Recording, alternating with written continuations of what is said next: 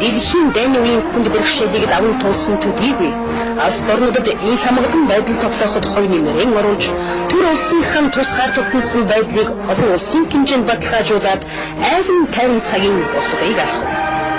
Чавасын ерөнхий сайд байх хугацаанд бүгд найрамдах Монголоор дуусан 1939 1945 оны 2 томоохон дайнд оролцсон ялалт байгуулсан нь түүнийг тэртээ дахин шүтэж байсан байдлыг улам лавшруулж нэр хүндийг нь улам өргөжээ.